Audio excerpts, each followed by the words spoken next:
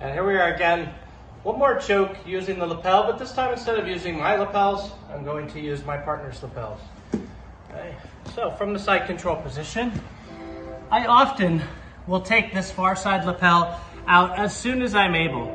And when I do, pay attention to this detail. I like to make sure that the front is folded over the shoulder. Okay, I just simply take the lapel and fold it open over the shoulder. When I do this, it makes sure that it lays flat against the shoulder and controls it much better once I get into position. If I leave it like this, there's a possibility that there's extra slack that is taken up. I can't pull out once I get everything wrapped around. Okay, so I'm making sure to open the lapel over the shoulder. Okay. Now from this position, I'm going to pressure this lapel out as far as I can. Okay, very common that people will first fight this pressure, so I may not get that far. So I'm just going to make a grip on the lapel here.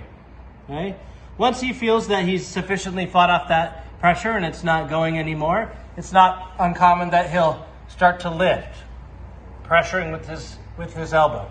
Okay, when he does, I pressure the elbow above the shoulder and I catch it with my head.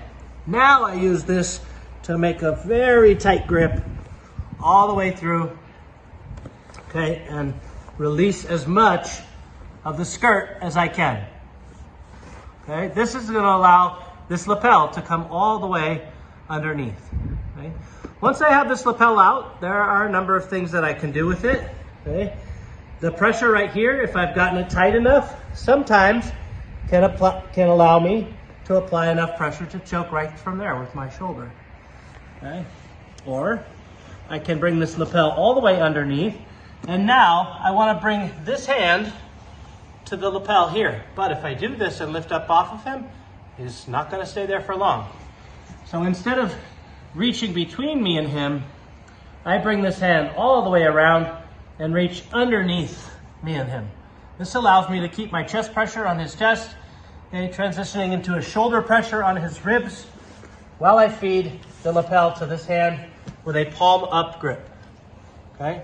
When I make the grip, go ahead and sit up for just a second.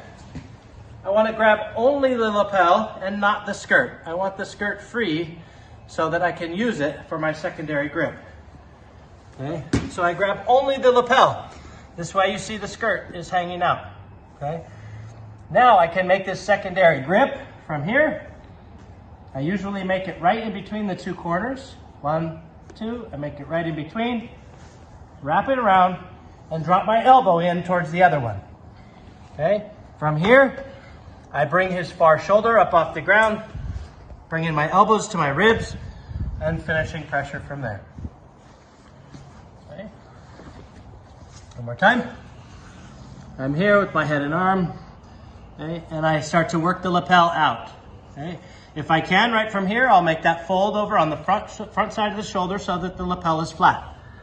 Pressure it down as hard as I can. And when I get this pressure into my face, I'm going to use my head to pressure his elbow above his shoulder. Now I use the side of my head, my ear, to pressure while I shore up the grip. Okay? Making sure that grip is nice and tight. I can drive my shoulder in and try to get that choke from there. Or I drive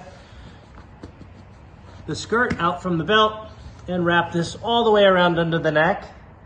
Okay, and then this hand is going to come to the near side, swim underneath, all my pressure stays on his chest. Okay, grabbing only the lapel, making sure that the skirt is free to grab. I grab in between the two corners, wrapping my second hand around. Okay, and now I'm going to pull my elbows into my chest, pulling his far shoulder up off the ground to finish that pressure. Okay. Give that a try. Let me know if you have any questions.